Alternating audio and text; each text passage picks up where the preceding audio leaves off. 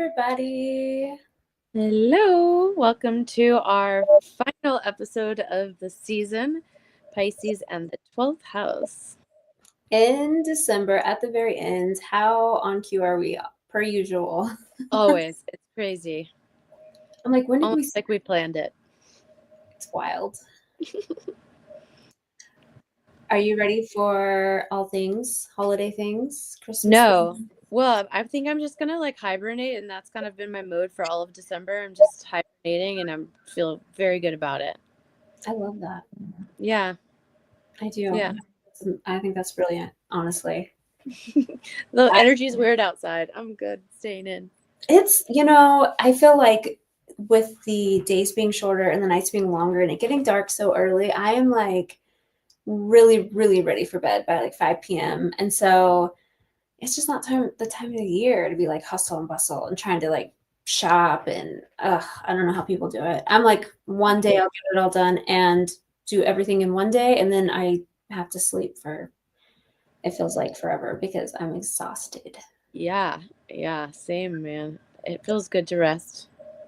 Yes. Well, welcome everyone. I'm very excited to talk about Pisces because I have so many Pisces that are really, really important to me in my life.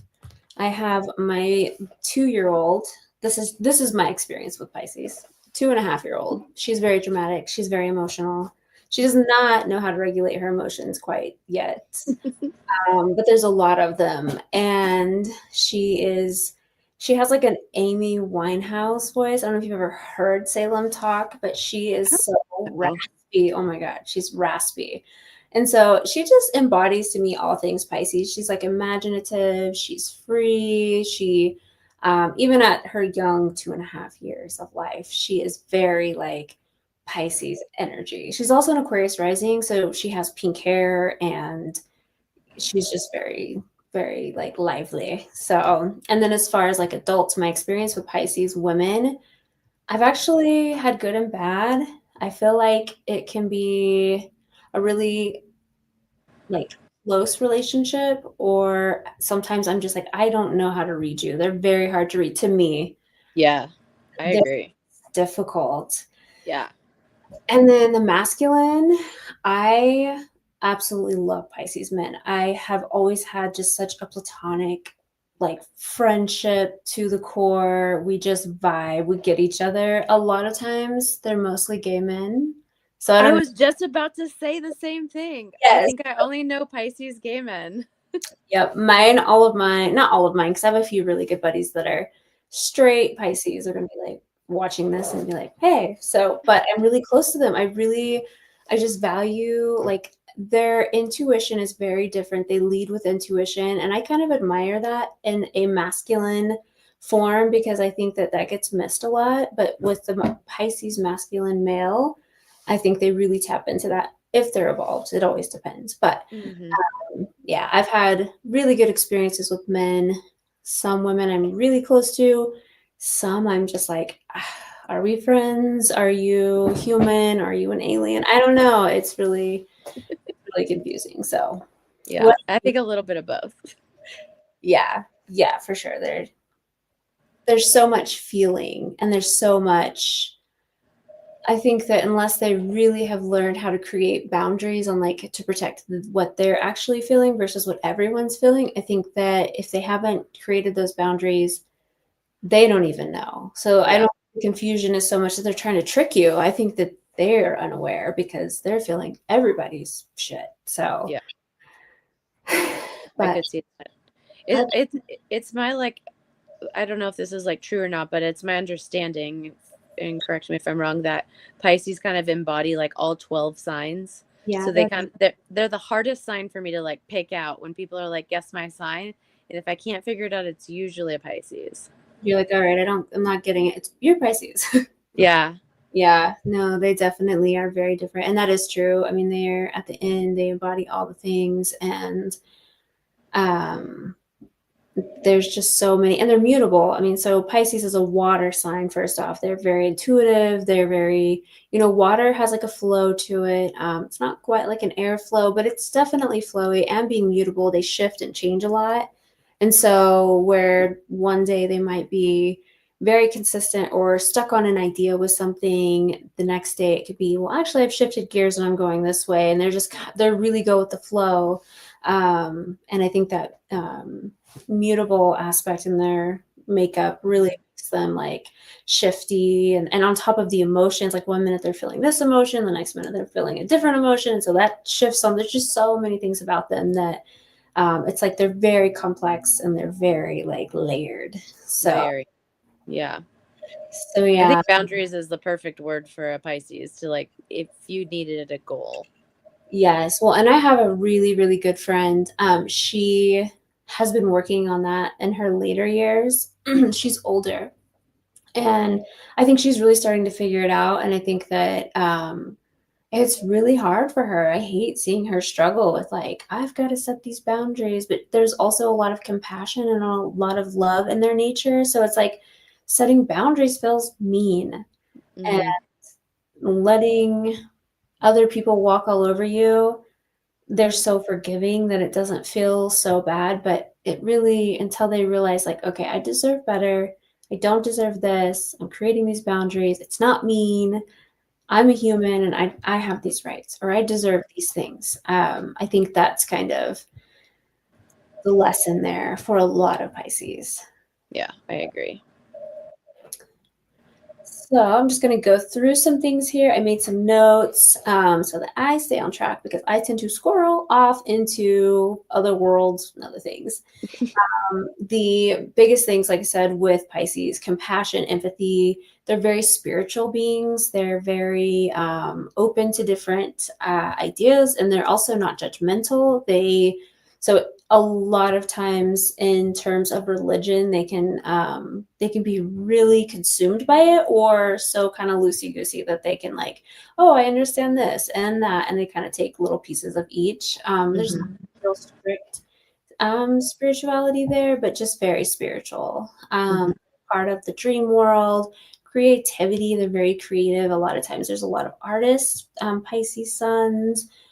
Pisces moons to me is a whole nother thing, but Pisces energy itself is artistic and intuitive. They have healing powers a lot of the times, and they also have a great imagination. So those are some really strong, like key points to a Pisces. They also love unconditionally, which I always value because I just think that there's something really beautiful in people that have the capability to love unconditionally.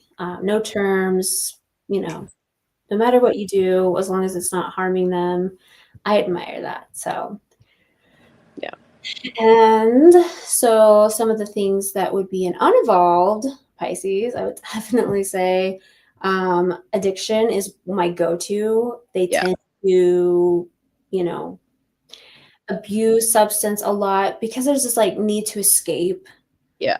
The reality in the world is so hard for them, and so they generally are like, I gotta escape this life. And so drugs and alcohol or anything, it could be anything. Those are just my go-tos, Yeah. but anything that helps them escape like the reality is like a dream world for them, and it takes them out of the reality to their dream world. And a lot of times that's why addiction runs really heavy in the Pisces area. So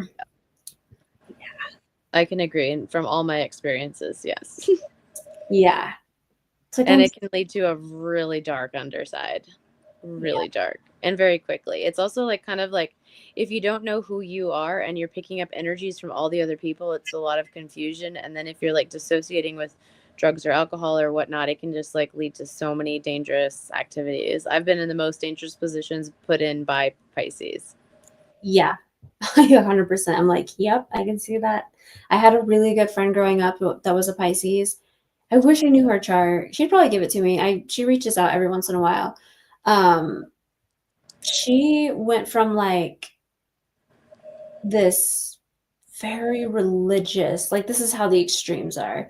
Like one day, and had been months before I seen her. Like one day, she's like leading a church group that she's fully involved in, fully consumed in, like the Lord, on fire for the Lord. I mean, I just remember her energy. And I am just I'm not a Christian. I am spiritual and I support all things. Like you can be whatever. I don't care. I'm trying to support her. Yeah. You need to get saved. And I'm uh, like, no, let's pump the brakes here. Like I am chilling. I love you for what you're doing. But kind of pushy to where I'm like, what's happening right now? And I'm like, I'm not doing that. I love that for you, but that's not for me. And I promise you, like 6 months later, this girl is full blown like stripper, shaved her head. Oh, wow. Well, I think you needed more baptisms than Yeah. you were projecting because I'm chilling. But yeah, she became like a stripper and shaved her head and was like, why? Like I saw her the second time and I was just like, are you on drugs? And she's like, I'm actually on a lot of drugs. And I'm like, okay, but what happened? And so she just lost it. Now Yeah. she's really good. I Oh, hope good. she watches this and knows that I am only wishing her the best. She has it sorted out. She lives in another state with her daughter and is chilling, but she keeps herself so isolated. She is like, you don't even know what she's doing. Her name isn't even on her like profile. Yeah. Like cryptic, and she messages me every once in a while like, hey, I just miss you and I hope you're doing okay. And I'm like, same girl. Hope you're doing Yeah, right. but that is like the level of extreme that it's just like you were like criticizing me for not getting baptized like 6 months ago and you're here and I'm not judging you either way. I love whatever you need to do. This is your life, Yeah. your lesson. But I thought I was like, am I in the twilight? Am I being punked right now? This isn't for real. Like Right. on cameras and be like, just kidding. But the shaved head really threw me off. Like I'm not Yeah. like, That's wild. yeah. So addiction. I also love, love, love my grandmother to death. She was the sweetest little Pisces Sagittarius moon I've ever seen in my entire life, but she was so manipulative in a poor, pitiful me kind of way. Like you will never hear a story come out of me that's like poor, pitiful me. Like never. I had a rough childhood. That shit made me stronger. I'm chilling. Every single thing that she did, like she would turn it into about her and she would make it like, oh, well, my life is so hard and it was so hard and this is why I'm this way. And I'm like, Nana, you got to get it together. Like, Yeah. Wow. meanwhile, she would be at church, like flipping you off, like under the table. That's the thing. Like, I'm like, I just think they're hot messes. I think that Yeah. the They women for sure can be. hot messes. My grandmother Yeah. raised me a lot of the time, and I saw crazy firsthand. I saw it from my Scorpio mother, who I was with 80% of the time, and then the rest was with my crazy Pisces grandmother. So wild, wild time. So yeah, that's just more of unevolved. They can be martyrs, they can be avoidant in their emotions because I mean, fuck, they're feeling so much. Like the last thing they want to do is feel anymore. So they can be avoidant.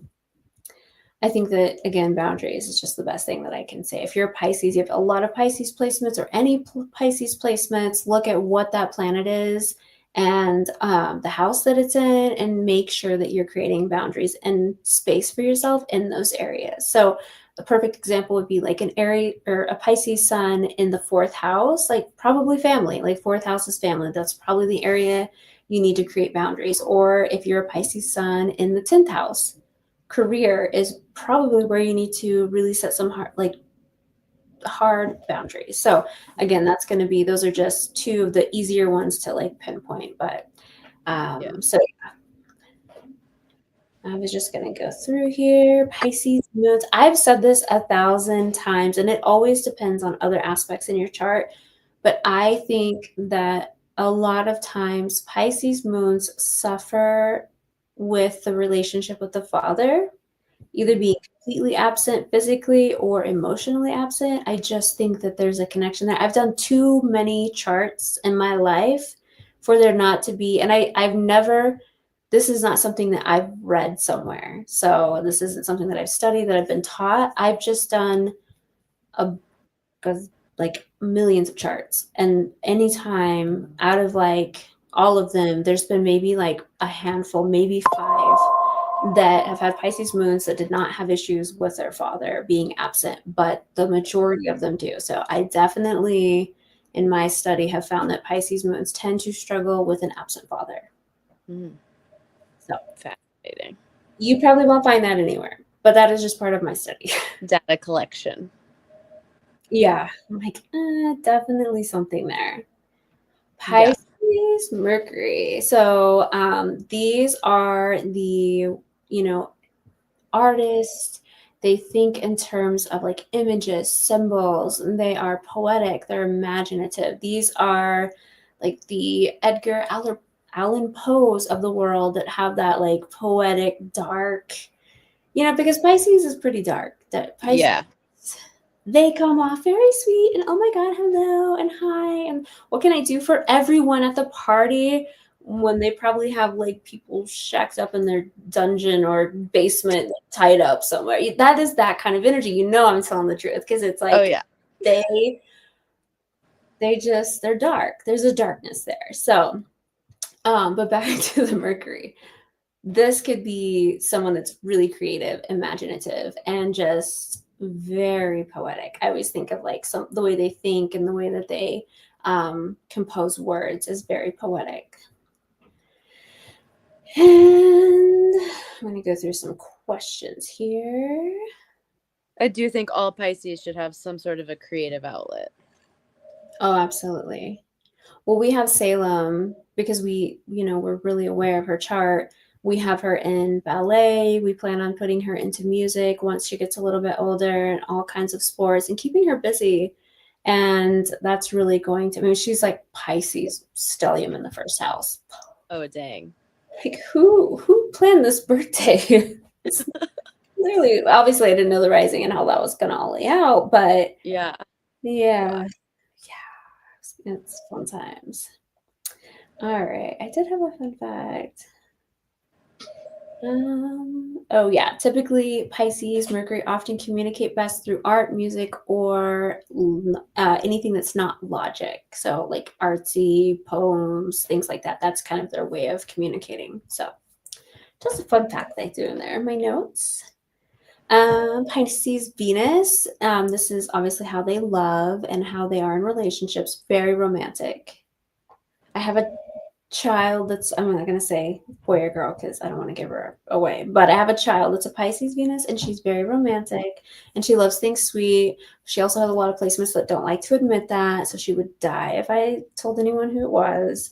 So she likes that soul level love, like we're connected, we're bonded for life, and that is Pisces Venus energy. Have you experienced Pisces Venus gives me like blood oath vibes.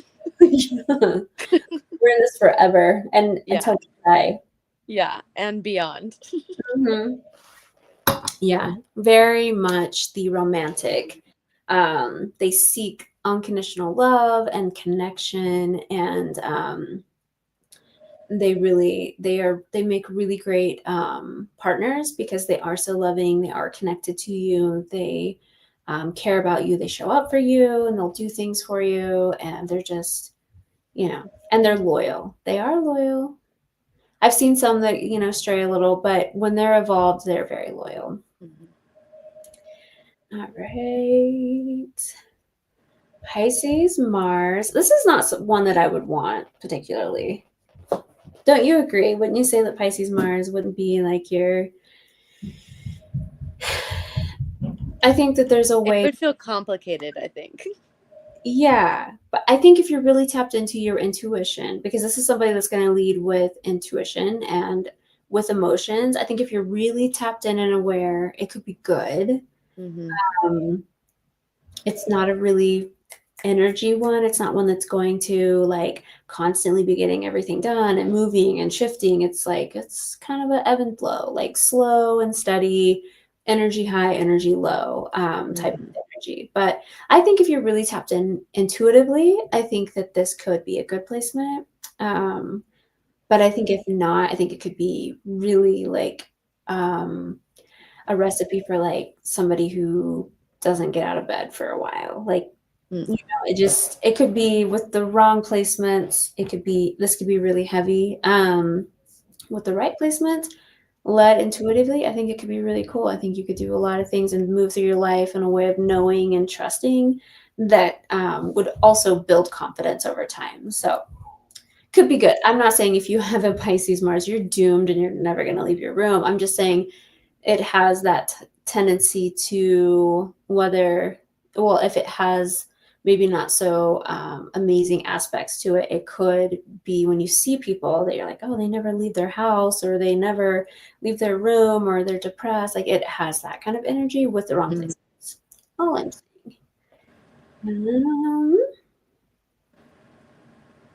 I think that, what is your intake on Pisces Jupiter? Well, I think Jupiter is like planet of like luck, Pisces being water, that they would be lucky if they were like near the water would be kind of like my first like elementary take. Yeah, well, and it's home there for Pisces. Yeah. Oh, okay, that makes sense. It's kind of like, oh, and it expands in a very, like, it's a good placement to have. It also is someone I would say, like, this gives me like really strong and really good like preacher mentor vibe. Like I say preacher because that's like religion, spiritual shaman, even I would say somebody with that probably in their bloodline that would connect and really transform through this placement. But definitely a good place for Pisces to be. I like that. Oh, Pisces and Saturn. Oh god, that one sounds like it would be complicated to me. Let me tell you. I don't have Pisces and Saturn, but I know people that do, and their Saturn returns are brutal. It's brutal, Does yeah. someone usually die in those ones? Like someone they know or something? A It lot. gives me like death and rebirth of hard lesson. Yeah, so depending, like if it were in the eighth house, I mean, again, this all is very determining on like all things in your chart. So that's not, because I know somebody that recently went through theirs and they did not, no one died. I think a version of them died for sure. But definitely not a actual person. But yes, eighth house energy, that could be something to look at or be, or not. If you have that in your chart, like don't assume, because I hate to say that. People be like, oh, that and someone's gonna die, because that's not the case. This is really lessons around like emotional structure, and I think that a lot of times Pisces, Saturns, they tend to, like, Saturn is such a logical, strict, practical planet, when Pisces, the free, sweet, flowing, lovely little Pisces, is here. It's very conflicting and it's very challenging.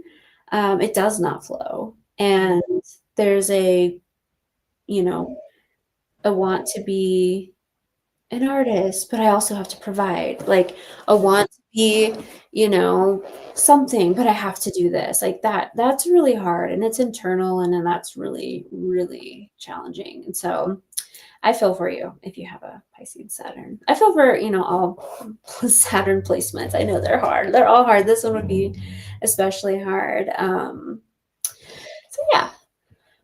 And then Pisces Neptune, this one is very, very, like, I would say this person has very like heightened intuition, very clear on their, like, this one would be a good one to have. Psychic almost, like always a lot of people that I know that have the the Pisces Neptune, they're pretty spot on when it comes to psychic work and things that they do. So very, very good placement, unless it has a lot of bad aspects, and then it could be very confusing. This is where addiction can really come in, and then it could just be really hard. So, and then, because I feel like the past lives, I haven't, one of the things that one of my I don't know if they watch them every one of our what are they called? Not fans. We don't have fans. The viewers. Yeah, I'm like, Jesus, why isn't the words they're not coming? Was saying that I never get to Pluto, so I do the planets and I jump into questions and I try to do as much teaching as possible, but I am missing some things that I could add just to for clarification. So a Pisces Pluto would be like a deep spiritual rebirth. You know, Pluto is like destruction and rebirth and like transformation. So it's a collective as a whole, like diving into their intuition and just emotional nature. And so I think I don't know what era I would peg this as. I guess maybe like if you think of the 70s, how they were very free, and the 80s were kind of crazy, and the 90s, I feel like we were chilling. Oh, we lost you. Sorry. No, you're good. It was a cat, wasn't it? No. It was just a rolling tumble. Oh, I kind of saw it. I was like, oh. But yeah, just a collective, just a generation that goes through. I would say we're probably going through more of an emotional time now with like people, you know, men being able to express themselves. Like that did not happen in the 50s. Like you could not express yourself. You couldn't, you know, show emotions, be vulnerable because then you lost all your like respect or you weren't tough. And it's like we're past that. Like vulnerability is actually really strong. And I think that we're recognizing that. So that would be something that I would use as an example for a shift in our, you know, different decades that Yeah, I Pluto. was just looking at the astrology for like today in this time zone in Salt Lake. And we have Saturn is sitting in Pisces, Neptune is in Pisces, and then True Node is retrograding in Pisces. Just like collective energy is real fun. Yeah. Good times, guys. Good times. Yeah. We're not emotional. Well, and yeah, that in itself is just I enjoy some Pisces energy because I don't really have any water in my chart. And so the times it, you know, goes through and transits through my chart and I feel more emotions, it's also very aligned with like my menstrual cycle. So if you track that with your like everything, it's kind of wild. But Oh yeah. Pisces is much needed for sure. I recommend the Stardust app to cycling with astrology if you're tracking cycles. I love that. All right. I'm going to go through questions now because I'm like, I'm going to hit the planets this time because last time I did not, or the last few times I've been missing some. So my apologies. I do try to show up and I do read the things, the input because I want to show up for everyone. So let me. So one of the questions was, what environment helps a Pisces sun thrive? Well, calm for sure. Calm is like super important because Pisces cannot function in chaos. I have said this before. I say it with Cancer and Scorpio, not so much Scorpio, but Cancer and Pisces for sure. I always feel so bad for water signs that are born to fire parents. It seems cruel and unfair. It's cruel and unfair. Yeah. Because fire signs are always joking. It's loud. They have, you know, they want to party or they have a lot of people. They want to host. They want to entertain. And the last thing that a Pisces needs is like all this different energy in their house, their safe place all the time. It's very challenging. Or like extreme, like Aries can be aggressive. Leo can be loud. You know, Sagittarius is loud and aggressive. And so it's just like makes me really sad when I see that. Yeah.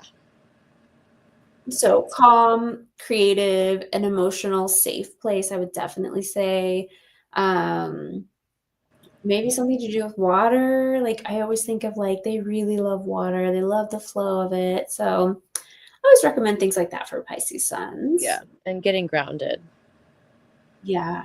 Yes. Because you guys can be up here sometimes. Like, just wild. Yeah. Connect to Bring Earth. it all the way back. We're here right now. Like you will have your time, I promise, in another life. Yeah. But for right now, we're here. Be present. Be present. Yeah, that's another thing too for Pisces. Why do Pisces moons need more rest than most?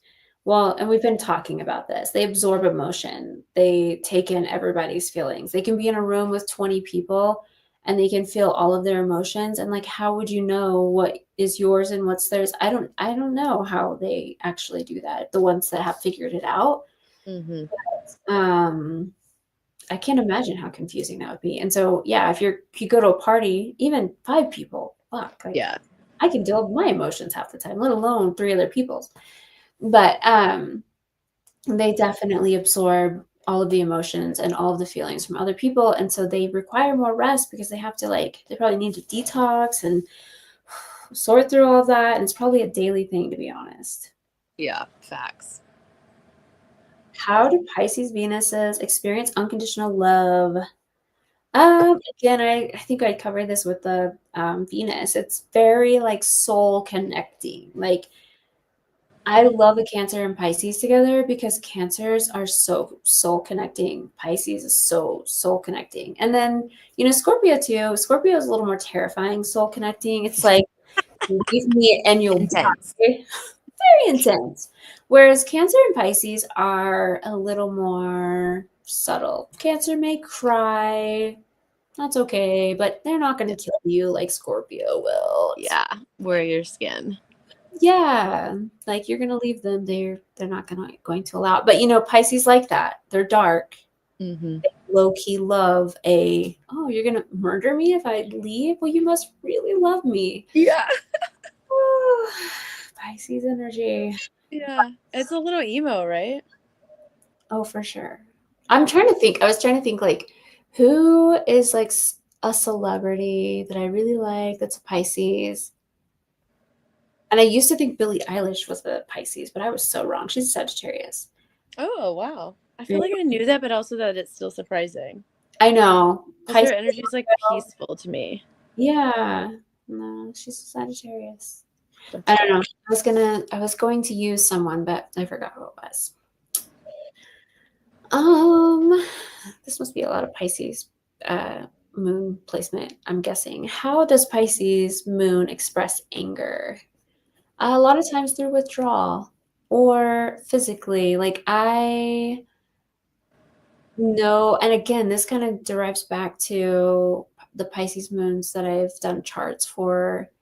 They were pretty angry. And again, there's a lack of father figure there. And so that could be its own thing. But I think that the way that they express and maybe process or get those feelings out is through like physical. Maybe it's working out. I also know a few of them that would just kind of go fight people, which, do you, but not very healthy. But that was kind of like a trend that I saw in the personalities that I was dealing with people with the Pisces moon. I'm like, you're really angry and you fight a lot. Kim K is a Pisces moon. Oh, yes. I did know that. Yeah. Libra sun, Pisces moon, Sagittarius rising, Virgo Venus, Virgo Mars, I'm pretty sure. She and I have very similar charts. That's wild. Yeah. Those are all of her placements. Obviously, she was set up a little more for success than I was. Listen. Success looks different for everyone. Mm. Yeah, I definitely agree with that. And Courtney is a Pisces rising. Okay, I could see that. I'm going through all the ones of celebrities that we've covered. I know, I'm trying to think. I mean, I know, so like I've said before, I know all of the Kardashians' birth chart information because that's where I enjoy like watching them and being like, oh, that makes sense. Yeah. Or not, just it's one of those like things that I just enjoy. But I think I knew. And then isn't Kendall a Pisces moon too? Kendall. I just looked at it. It is no, she's she's a Pisces, right? No, wait, hold on. It went away. Kendall. Click. I thought she was a Pisces something. She has no Pisces in her chart. Ooh. Scorpio. Yeah.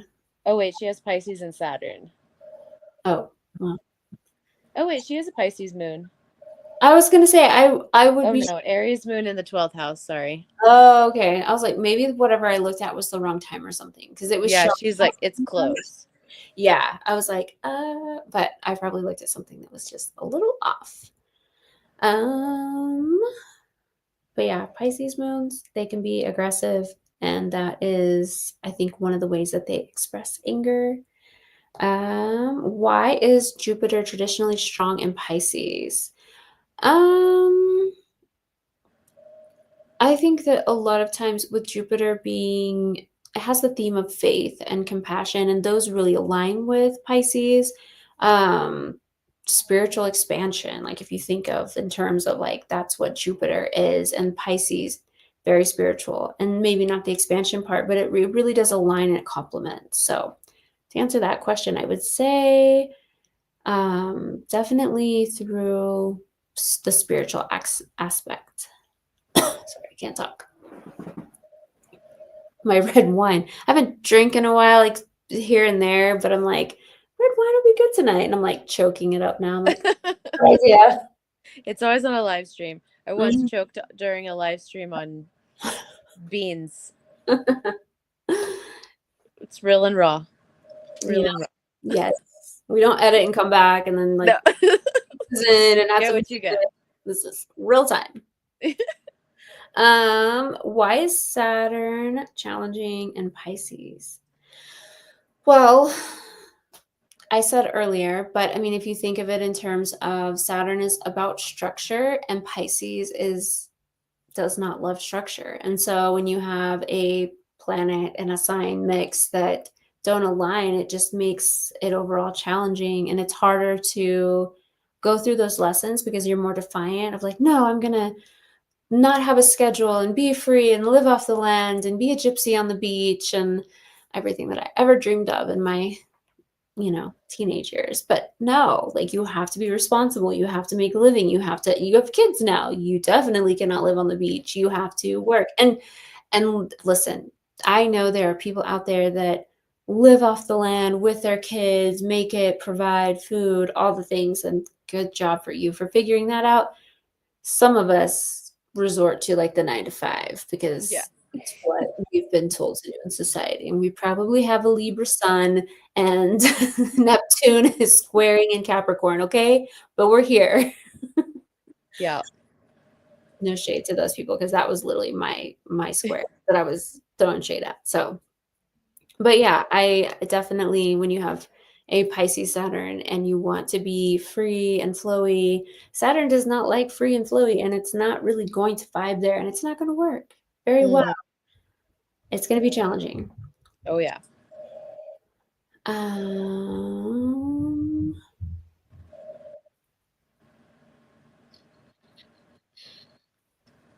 let's see. How does Pisces express Neptune energy different than other signs? Well, it lives it naturally. It's naturally there. Uh it embodies it. And it's like dreamy and all the things. I mean, it's all things Pisces. So it's at home there and it feels comfortable there. And then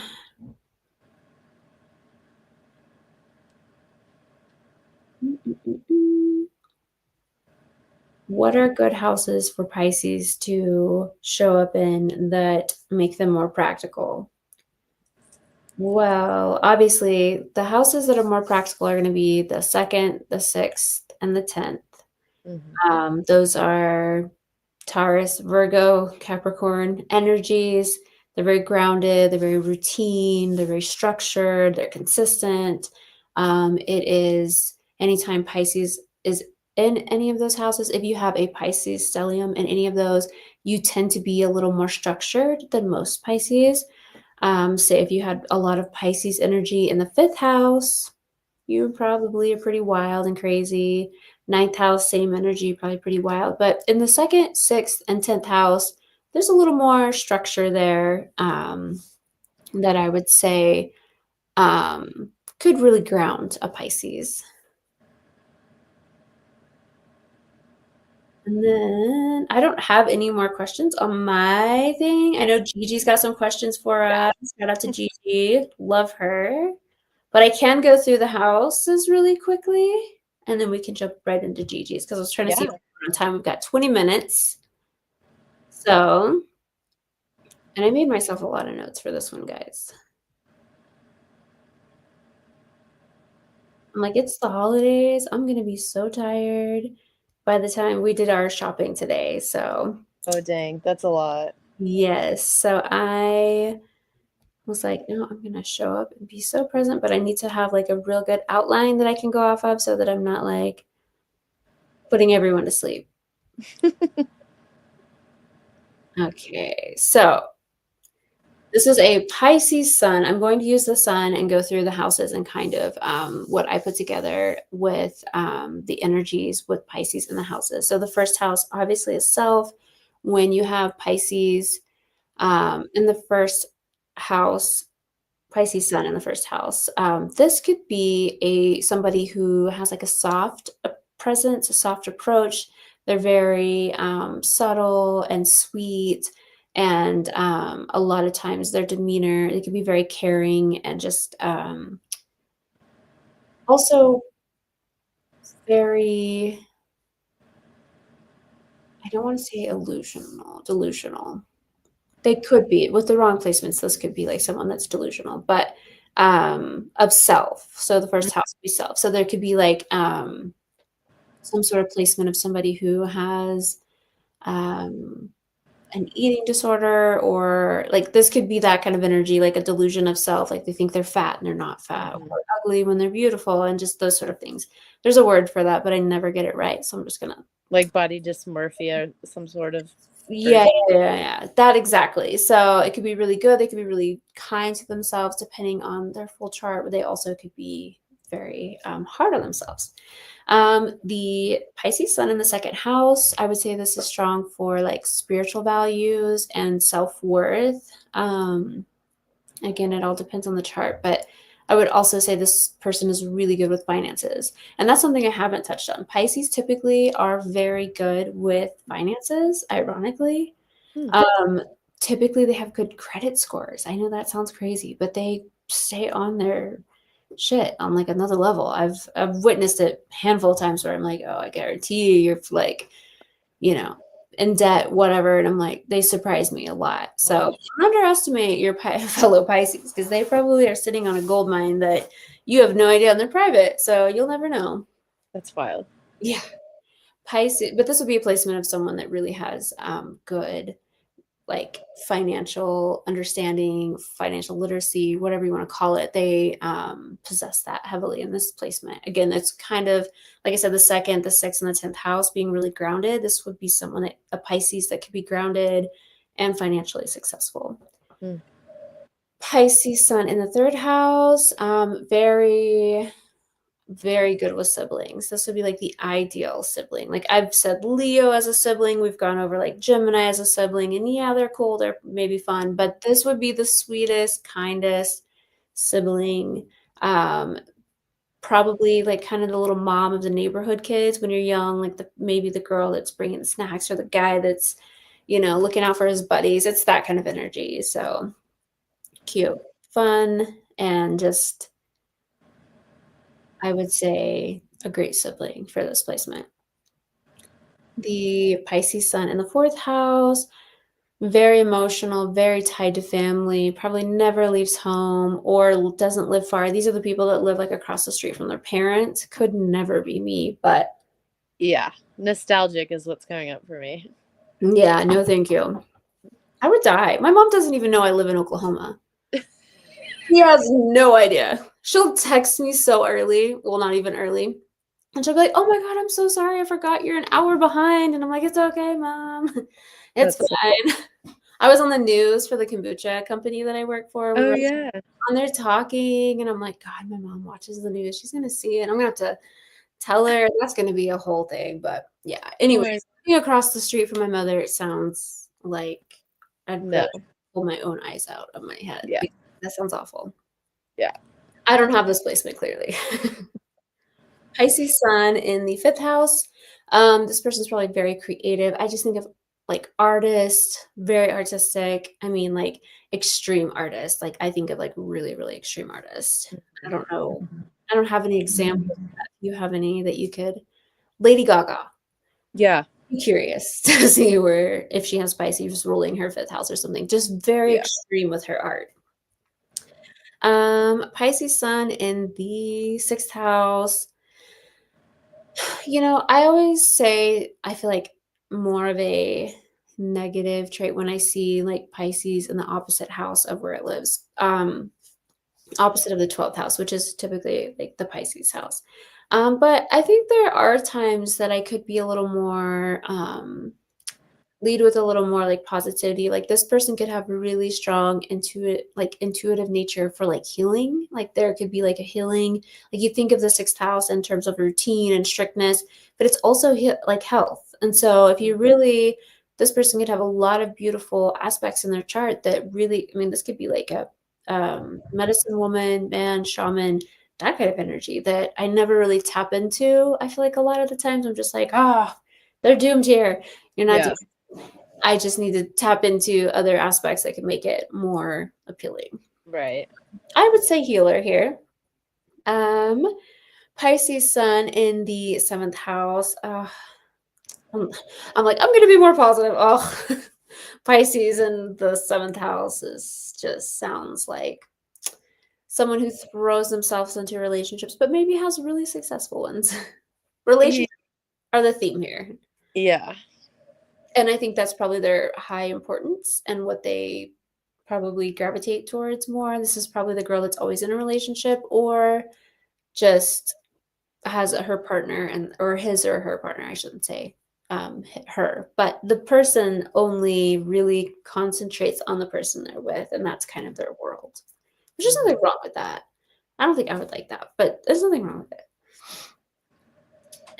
Pisces Sun in the eighth house, very, very strong intuition, a darker aesthetic for Pisces, and we've already gone over how dark they could be, so I don't know if you can really get darker than people locked up in your basement, but I'm sure it's Oh, out yeah. there. Mm-hmm. So very dark aesthetic there. Yeah, I don't know. Pisces Sun in the ninth house. I think of this person as being like a very like curious and excited about like education or travel, those sort of things. And then the 10th house, I think that this could be a really good placement for somebody who leads with intuition as far as like their career and very successful based on tuition leading. I've worked with a Cancer woman, a Pisces woman, a few Pisces women that were running companies and they led purely on intuition. And it was like the most amazing thing to watch because I am such a logical thinker. And I've worked with a lot of men that think logically. When I saw these women move differently and led by intuition, it was very inspiring and like, oh, how do you know? But they knew. And so I don't know. I always think of that when Yeah. I see, and like I said, one was a Cancer, but the other one's a Pisces. Anytime I see this placement, any Pisces energy in the 10th house, I'm like, oh, you run your Mm-hmm. business, whatever, off of pure intuition. The 11th house, so having a Pisces sun in the 11th house, humanitarian all the way, like saving all the children in the world and whatever, like very humanitarian. Yeah. Probably Yeah. adopted a dolphin. Yeah. Well, Pisces love animals. We didn't really touch on that, but they are animal lovers. And then Pisces in the 12th house. I definitely think this person could be a loner. When you have a Pisces sun in the 12th house, I mean, 12th house is lonely. Pisces likes to be a loner. They're artists. I think of creative. I think of imagination. I think of artists, everything, but very private about it. It'd almost be like, have you ever seen where those artists do like art shows, but they're like private? They don't say who they are. They just throw up these like random pieces that are like amazing, incredible, and then you're like, who is the Like artist? And Banksy sort of vibes. yes, absolutely, probably a Pisces sun in the 12th house. Mm-hmm. That's that kind of energy. So I made it through the houses. I made it through all the signs or all of the planets. Try to to listen to you guys. And now let's go through Gigi's questions. We have them. I have some too. Yeah, I've got a few. Oops. I'm doing this on my iPad, so I'm hard. Okay. Can Pisces moon or ascendant give musician vibes? Absolutely. Absolutely. I think they're inclined. I think that music and the vibration of music in itself, I mean, again, Pisces can feel everything. They feel, feelings and emotions, which is basically vibrations. The music vibrations, I think, touches Pisces in a different way, especially like an ascendant, sun, or moon. So, absolutely. Yeah, I agree. What about a Uranus and Pisces in the second house? Unstable income. So for this one, possibly. There's a rebellion that comes with Uranus. In the second house, I could see unstable income because of the what is the word I'm looking for? The need to rebel. But you could look at it in a different way. You could think Uranus in Pisces in the second house, maybe not an unstable income, but a unique. Mm. Yeah. Maybe if you feel that your income is unstable, maybe you're not doing the right things. Maybe you should, find unique, maybe a little more like, I would say rebellious is naturally what I want to say. Rebellious, and I'm not telling you to go break the law. Maybe just something that's a little more risque or, Box. yeah, exactly. That's what I would recommend for this placement. Yeah, that makes sense. Okay, the rest are from my phone. All right. Saturn in Pisces, 24 degrees in the seventh house, and the seventh house is ruled in by Pisces. So they're a Virgo ascendant. Um, so what is the age of this person? You know what? I can tell you they're probably 30 because we're right now in Pisces. So that and makes it sense. comes through. So they're close to 30. So this one can be there are lessons that will be learned through relationships and through a very yeah, person is 30. I know because I'm like, oh, duh, because we're in Pisces, so the person would have to be 30s. And so there is a definite lesson through relationships. It could also be partnerships, so it doesn't have to be like a loved one. It can be like a business partner or someone that you're signing a contract with. But it's the lesson where will be just going through some crazy transformation, and it'll probably have to do with like a relationship ending, maybe one starting. It doesn't have to be an ending, but it's something that's going to be like crazy different than what they were doing before. Okay. Saturn in Pisces, 8 degrees, third house. Third house ruled by Aquarius. We're specific tonight. So say it one more time. Saturn in Pisces, 8 degrees in the third house. Third house ruled by Aquarius. Yeesh. So take Saturn, the planet that teaches us all the hard things. The third house is like siblings or community, like travel, short travel. I wouldn't recommend short travel with this. Depending on where, what we're going through with your Saturn return. But and then your second house is ruled by Aquarius. I would definitely say that there are some struggles with either siblings or neighborhood, like I don't want to say neighbors, but possibly neighbors, possibly people that you grew up with. There could be a lot of like energy of like um, lessons to be learned in those areas of your life. That sucks. Sorry. True node in Pisces, 15 degrees in the eighth house, and 8th house is ruled by Pisces. So in this life, you are meant to be more like expressive emotionally, and you are more in this life. You're meant to transform many times and change many times, and allowing yourself to feel emotions and let go of material things. A lot of times you think of that Pisces energy, the opposite of that is going to be Virgo. And material things, I meant not material things, like routine. Let go of routine, let go of feeling like everything has to be perfect, everything has to be this. Like your job in this life is to let go and be free and breathe and don't be so stressed out. And that is all things embodied with a true node in Pisces. And the 8th house, that just gives it a little flavor of depth, like be emotional, cry, allow yourself to cry, allow yourself to feel and accept that and embody that and appreciate that and process it as well. So. Right. Moon in Pisces, 16 degrees, 11th house. 11th house ruled by Pisces. I would say this person, what was the sign again? Sorry. Pisces sun? Moon in Pisces, Moon. Okay. 16 So degrees, 11th house.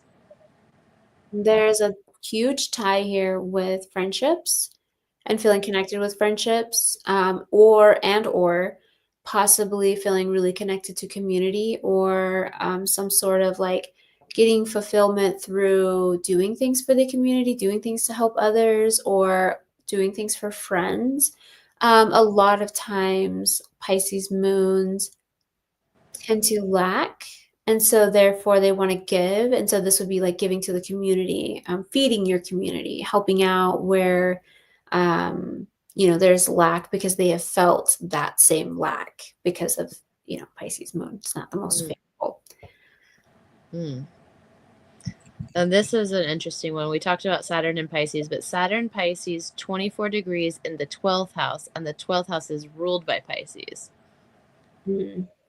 Ouch. Did you go to jail recently? Or the mental institution? There's options. Did you have a mental breakdown? Wow. Because Pisces Saturn in the 12th house is so heavy for the mental. And I've known this, and this is something that I've always like, oh, this is going to be very challenging for a lot of people. But when you really watch someone experience it, it's like, and you can't warn, you can't ever tell anybody like this is going to be really hard. It's a hard one. I'm going to be honest. It's really hard. You are going to go through some huge transformations of loss. And I mean loss of self, like versions of yourself that you thought existed no longer do. It's huge. It's such a transitional placement. And then Pisces, it struggles with Saturn. It struggles really, really bad with Saturn. And so it's just a push and pull, and there's like an internal imbalance, and it's a struggle. And a lot of times that comes out in rage, and you get incarcerated, or you feel like that. You think of 12th house, opposite of that is the 6th house, and Pisces is a little unstable anyways. And so there's this like mental pull that's kind of, a lot of times I say people might go into a mental institution because it can make them feel like they're going crazy. Yeah. And if that is the case, then they are probably going through that, something similar, unfortunately. So whoever that is, I wish you the best. It'll change you, and it'll change you for the good. You're going to come out on the brighter side of things. You're going to see things differently, and it's going to be so beneficial and so helpful. Yeah. Forever. Last one from this text. Venus in Pisces, 10 degrees, 7th house ruled by Aquarius. Okay. I like a 7th house ruled by Aquarius in this one a little better than the last one. That was, I think, the 3rd house. It does give it a little bit of a different energy where Pisces can be such like, they're romantics and they love and they, all the things seventh house embodies. But when it's ruled by Aquarius, it gives them a little bit more logical thinking because Aquarius is an air sign. It's a little more logical. It's not so like in La La Land or Dream World, I should say. And so it brings this kind of practical aspect to this person that gives them this like capability to not have blinders on when they go into relationships or partnerships. There's a little bit more logic that kind of intervenes, and I can appreciate that for a Pisces Venus, Aquarius ruler of the seventh house. That makes sense. Yeah. Okay. I have one more for myself. Mars in the 12th house. In Pisces? So, yeah, wait, no. Okay, there's a Mars Virgo that sits in the 12th house. And then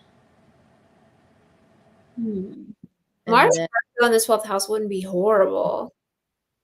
And then a Mars Cancer in the 12th house. So I'll start with the Mars Virgo. So Mars Virgo, they tend to get things done in a very organized and structured way. This does off balance that a little bit, it being in the 12th house, because it's not as structured. It's a little more flowy. And so there can be conflict there. But overall, I would say that this person could just be very private in how they did things, like how they took action. They were just a little more discreet about it. As for the Cancer Mars in the 12th house, this would kind of flow actually, because Cancer and Mars is going to move at a very intuitive, like not a slow speed. It's going to move what they feel is intuitively right. Like they're going to move on their own terms and they're going to feel the feels and figure out everything intuitively before they move forward with anything. And to have that in the 12th house can be very beneficial because it kind of aligns with that in a way of like dreamy, spiritual. When you add that mix to the intuitive nature, I think it could be somebody that really has some understanding of their intuitive nature and wouldn't be a bad placement at all, honestly. Nice. Those are both my roommates. Oh, nice. I was like, also could die by large animals, so avoid elephants at all costs. Good to know. Good to know. I mean, any large animal. I shouldn't just say elephants, but something large. Just be cautious. Okay, good to know. So random. The things you just like pull out of your hat sometimes, I love it. That was very informative. I feel like I have a better understanding for Pisces because the Pisces is always the one that I struggle with. Like when I see Pisces in a chart, I'm like, let me come back to this. Let me come back to this. It really depends where everything else is with. I think Pisces is really like a lot more specific than just like the house. And because it's just all the signs. So you have to like really read a Pisces. Yeah. Well, and that's kind of why I wanted to really dive into this in a different way. Like I like the questions that we get and I kind of add those in, and sometimes I'll go more into the questions and they're generally personal and that's great. I love that. But just the viewers being like, we're missing Pluto or we're missing Neptune. You don't even talk about Neptune. I'm like, okay, I got to stay within these guidelines and make sure that I'm teaching so that it makes sense. And Pisces being so just all over the place. It's hard to understand. And so I wanted to be very strict, very Saturn-like in my structure tonight. Like I'm going to get through this and then we will do questions in this because it's already hard. So I'm going to make it easier. I love it. I think that was perfect. Look at us bringing Pisces and Saturn together. Yes. A lovely, lovely challenging match. No, that's good. Impressive. Well, man, thank you so much for this. It was enlightening for sure. And we completed another year and I'll call it like a season of astrology. And I'm excited to share with everyone what we have started coming up with for 2026 astrology classes. It's going to be so fun. We are mixing a little bit of witchcraft, a little bit of high priestess energy, because you guys know I hit 40 and I am no longer in my Empress era. I'm still, obviously I have little, so I'm still channeling that motherly energy, but I'm also in my 40s to where I'm like seeking higher wisdom. And so I'm going to implement that in our teaching to align with astrology. And I think that's going to be helpful for everybody. Yeah, me too. I think it's going to be a really good one. Yes. And happy winter solstice. I didn't even say that in the beginning. I meant Oh to. my gosh. Yes, we're almost there. Finally, we're going to start seeing longer days. I can't wait. I know. I'm so excited for that. Me too. Me I'm a too. girl, so the night is not it for me. Yeah, honestly. Honestly. Oh, well, thank you so much. And thank you for everyone who has been with us this year. And we look forward to seeing you guys next year with new, fun, magical astrology. And I hope everyone has a happy holidays. And we will see you in 2026. Bye, guys.